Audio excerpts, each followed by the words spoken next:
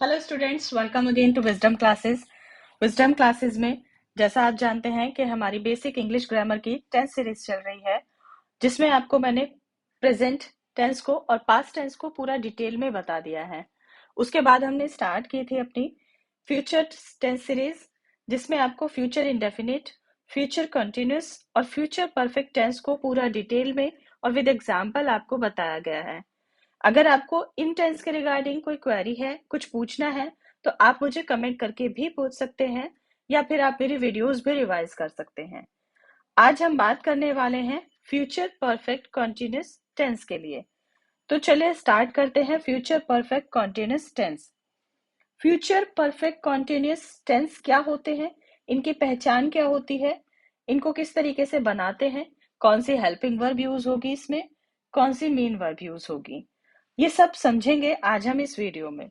तो चलिए स्टार्ट करते हैं फ्यूचर परफेक्ट कंटिन्यूअस टेंस, जिसको हम फ्यूचर परफेक्ट प्रोग्रेसिव टेंस भी कहते हैं।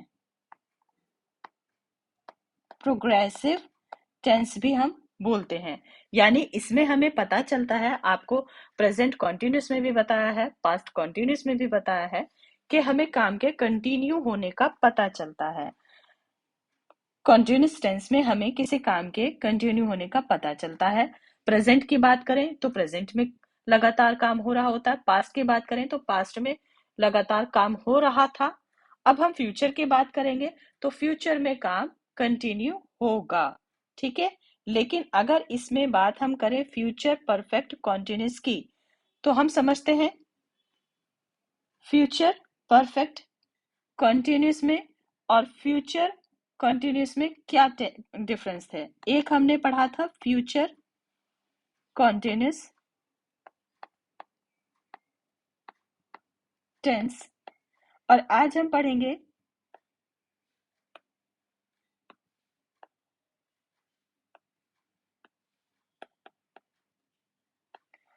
पढ़ेंगे फ्यूचर परफेक्ट कॉन्टिन्यूस टेंस। तो दोनों में डिफरेंस क्या होता है? दोनों में देखा जाए तो सेम से ही होते हैं, बट डिफरेंस क्या होता है कि एक्शन वर्ब में कोई काम अगर हमारा कंटिन्यूसली हो रहा है, तो उसमें हमें इस वाले टेंस में यानी फ्यूचर परफेक्ट टेंस में टाइम भी ऐड कर दिया जाता है, टाइम भी मेंशन कर दिया जाता है। उस टेंस में यानी फ्यूचर कंटिन्यूस टेंस में टाइम मेंशन नहीं था, फ्यूचर परफेक्ट कंटिन्यूस टेंस में आपको टाइम मेंशन कर दिया जाएगा। तो उसकी वो पहली पहचान होगी कि हमारे सामने जो सेंटेंस है वो फ्यूचर परफेक्ट कंटिन्यूस का सेंटेंस है। अब आगे बात करते हैं कि पहचान, और भी पहचान क्या होती है इसकी, जैसे रहा होगा, रहे होंगे, रहा हूंगा, इन सब के साथ कोई टाइम ऐड किया जाता है, कोई टाइम मेंशन किया जाता है। अब टाइम को मेंशन करने के लिए मैं आपको पहले भी वीडियो में बता चुकी हूं कि हम सिंस और फॉर का यूज करते हैं, ठीक है। सिंस का यूज करेंगे हम पॉइंट ऑफ टाइम के लिए, पॉइंट ऑफ टाइम।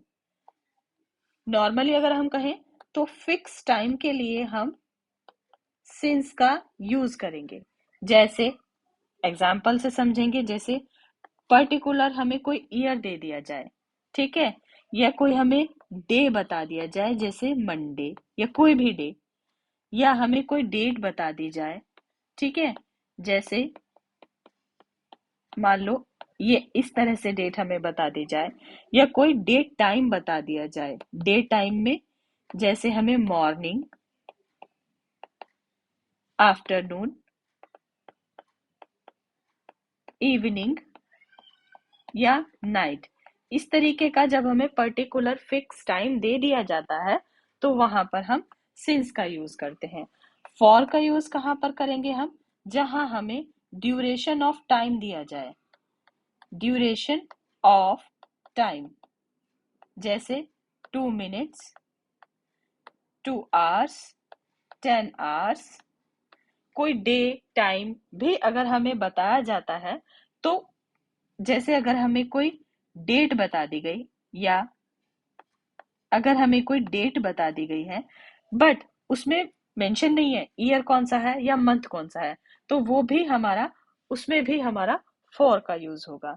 अब चलिए बात करते हैं कि इसमें हमारी हेल्पिंग वर्ब क्या होती है। हम इसमें सेंटेंस को जब हम बनाएंगे, ट्रांसलेट करेंगे, तो हम कौन सी हेल्पिंग वर्ब का यूज करेंगे? हेल्पिंग वर्ब इसमें यूज होती है विल हैव बीन और शैल हैव बीन।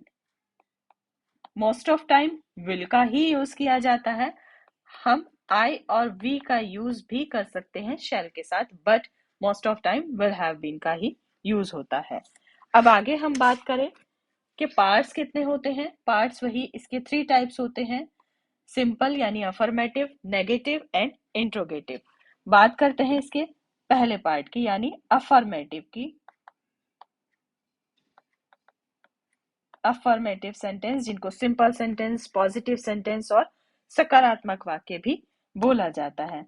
रूल क्या होता है इन्हें बनाने का? First of all subject, then will, have, been और shall have been. Shall have been, I और वी के साथ आप शैल का यूज कर सकते हैं, बट आई वी के साथ भी अगर आप विल का यूज करेंगे तो वो इनकरेक्ट नहीं होगा। विल हैव बीन और shall have been plus V1 में हम ing ऐड करके लिखेंगे, यानी वर्ब की फर्स्ट फॉर्म में हम ing को ऐड कर देंगे। नेक्स्ट ऑब्जेक्ट, उसके बाद सिंस और फॉर प्लस टाइम, जो भी हमें टाइम मेंशन किया जाएगा। तो एग्जाम्पल देखेंगे, मैं 1 घंटे से पाठ पढ़ रहा हूँगा। ठीक है, मैं 1 घंटे से पाठ पढ़ रहा हूँगा। I will have been reading main verb की फर्स्ट फॉर्म है और ing, reading a lesson for 1 hour। ठीक है, नेक्स्ट एग्जाम्पल एक और देखेंगे, गौरी कल सुबह 10 बजे से सो रही होगी। इसको किस तरह से ट्रांसलेट करेंगे? Gauri will have been sleeping Gauri will have been sleeping since tomorrow 10 AM। ठीक है, ये क्लियर है अफर्मेटिव सेंटेंस। उसके बाद हम इसमें कुछ ऐसे सेंटेंस भी देखते हैं, यानी इसमें कुछ ऐसे सेंटेंस भी मिलते हैं जो सेंटेंस होते तो प्रेजेंट परफेक्ट कंटिन्यूअस के ही हैं, बट उसमें कोई टाइम मेंशन नहीं होता है। तो उन सेंटेंस को भी देख लेते हैं किस तरीके से वो बनेंगे। सेंटेंसेस विदाउट टाइम, किस तरीके से वो बनेंगे? जैसे एक एग्जाम्पल देखेंगे, वे या वो या वह केक बना रहे होंगे, रहे होंगे। ठीक है, तो इसमें क्या लिखेंगे? They will have been making या प्रिपेयरिंग भी लिख सकते हैं अ केक। ठीक है, एक और देख लीजिए, रोहित टेनिस खेल रहा होगा, खेल रहा होगा। इसको किस तरीके से ट्रांसलेट करेंगे? Rohit will have been Rohit will have been playing tennis। ये होते हैं हमारे अफर्मेटिव सेंटेंसेस जिसमें टाइम मेंशन भी होता है और टाइम मेंशन भी नहीं होता है। अब बात करते हैं अपने नेगेटिव सेंटेंस की, जिसको नकारात्मक वाक्य, नहीं वाले वाक्य, नॉट वाले सेंटेंसेस, नो वाले सेंटेंसेस बोला जाता है। नेगेटिव सेंटेंसेस, ठीक है। रूल देख लेते हैं इसका। रूल क्या होगा इन्हें बनाने की, रूल्स क्या होंगे, ट्रिक क्या होगी। सब्जेक्ट प्लस विल, नेगेटिव की बात कर रहे हैं हम तो हमारा आएगा not, will not have been, will not have been, या कह सकते हैं शैल नॉट हैव बीन। उसके बाद V1 में ing ऐड करके लिखेंगे नेक्स्ट ऑब्जेक्ट, नेक्स्ट सिंस और फॉर, प्लस जो अगर हमें टाइम मेंशन होता है वो, ठीक है। अब एक चीज मैं आपको बता देती हूँ कि विल नॉट को आप इस तरीके से भी लिख सकते हैं, इसको वॉन्ट प्रोनाउंस करेंगे। शैल नॉट को इस तरीके से भी लिख सकते हैं, इसको शेंट प्रोनाउंस करेंगे, ठीक है।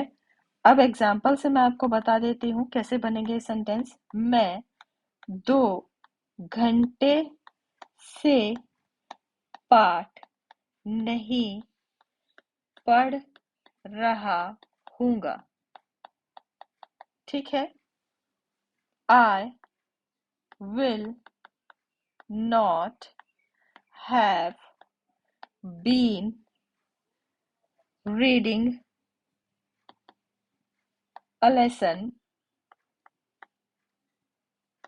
for 2 hours. Okay? I will not have been reading a lesson for 2 hours. अब इसमें भी वो सेंटेंसेस होते हैं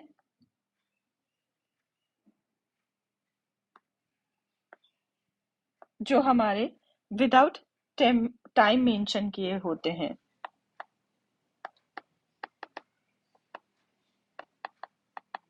उनको किस तरीके से बनाएंगे, जैसे मैं सो नहीं रहा हूँगा, ठीक है। I will not have been sleeping। ये हो गए हैं हमारे नेगेटिव सेंटेंसेस। एग्जाम्पल आपको बताया है इसमें, जिनमें टाइम मेंशन होता है वो भी और जिनमें नहीं होता है वो भी, किस तरह से उन्हें बनाएंगे। एक एग्जाम्पल इसका और हम देखेंगे। वे काफी देर से खेल नहीं रहे होंगे, ठीक है। इसको किस तरीके से ट्रांसलेट करेंगे, they will not have been playing for a long time. अब बात करते हैं इसके थर्ड पार्ट की, यानी इंट्रोगेटिव पार्ट की, प्रश्नवाचक वाक्य, जिसमें आपको क्वेश्चन मार्क लगा मिलेगा। उसके भी 3 टाइप होते हैं इंट्रोगेटिव सेंटेंसेस, ठीक है। मेन पहचान होती है इसमें क्वेश्चन मार्क होता है। 3 टाइप्स के होते हैं, जिसमें सेंटेंस की शुरुआत में क्या वर्ड होता है, जिसको हम आंसर यस और नो में कर सकते हैं, जिसको बनाने के लिए यानी जिसको ट्रांसलेट करने के लिए हम हेल्पिंग वर्ब की हेल्प लेते हैं, हेल्पिंग वर्ब लिखते हैं, ठीक है। सेकंड वो होते हैं जिसमें क्वेश्चन वर्ड होता है सेंटेंस के मिड में, मिड ऑफ सेंटेंस। थर्ड वो होते हैं जिसमें क्वेश्चन वर्ड के साथ नेगेटिव वर्ड भी ऐड होता है। अब बात करते हैं इनके रूल की। अलग अलग इनके रूल होते हैं, देख लेते हैं किस तरह से। उन सेंटेंस का रूल जिसमें क्वेश्चन वर्ड स्टार्टिंग में होता है, क्या वर्ड स्टार्टिंग में होता है जिसका आंसर हम यस नो में कर सकते हैं, उसको कैसे लिखेंगे, विल प्लस विल या shall plus subject plus have been plus V1 में ing ऐड करेंगे, देन ऑब्जेक्ट, देन सिंस और for, then time and question mark. Example से समझ लेते हैं। क्या वह 2 घंटे से नाच रही होगी?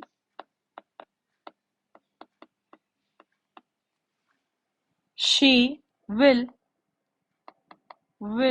she have been dancing for 2 hours? ठीक है। नेक्स्ट देखेंगे वो वाले सेंटेंसेस के रूल जिसमें क्वेश्चन वर्ड सेंटेंस के मिड में होता है। Rule number 2,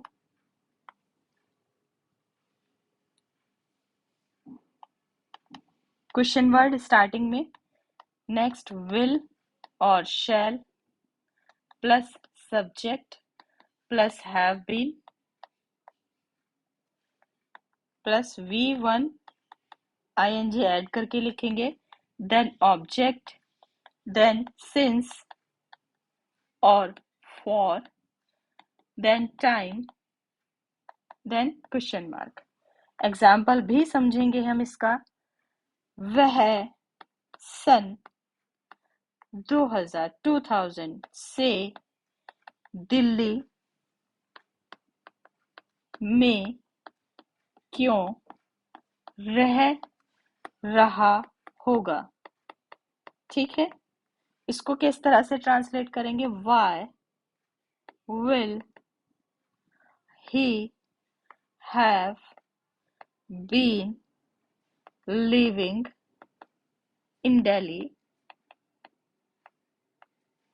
since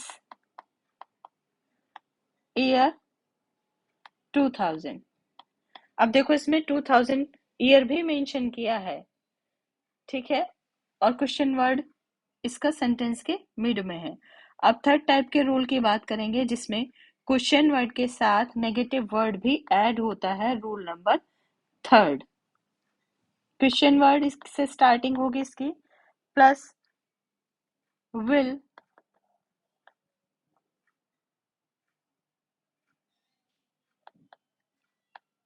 have been,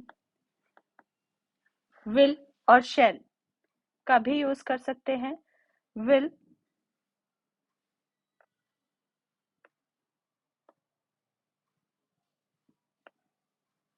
फिर से देखेंगे एक बारी, क्वेश्चन वर्ड प्लस विल और shall plus subject plus not. ऐसे सेंटेंसेस में सब्जेक्ट के साथ नॉट लगा देते हैं। Subject plus not plus have been, V1 ing add करके लिखेंगे प्लस ऑब्जेक्ट प्लस सिंस और फॉर प्लस टाइम। ठीक, नेक्स्ट क्वेश्चन मार्क। एग्जाम्पल देखेंगे इसका। वह काफी देर से क्यों नहीं खेल रहा होगा?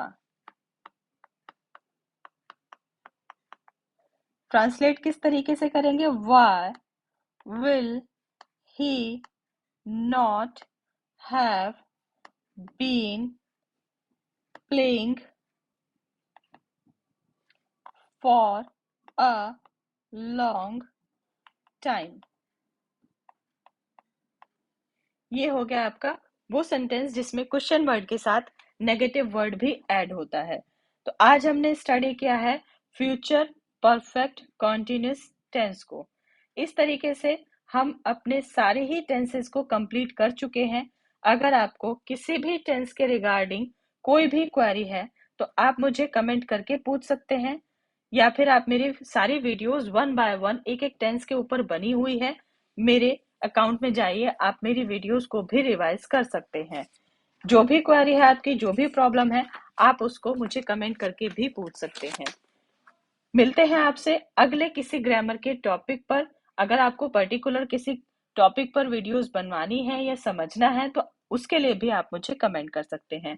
अगर आप मेरे चैनल पर नए हैं और आपने अभी तक मेरे चैनल को सब्सक्राइब नहीं किया है तो सब्सक्राइब करें, लाइक करें एंड शेयर करें। आई होप आपको ये वीडियो पसंद भी आई होगी और समझ में भी आई होगी। मिलते हैं अगले वीडियो में, तब तक के लिए goodbye and take care. Thank you so much.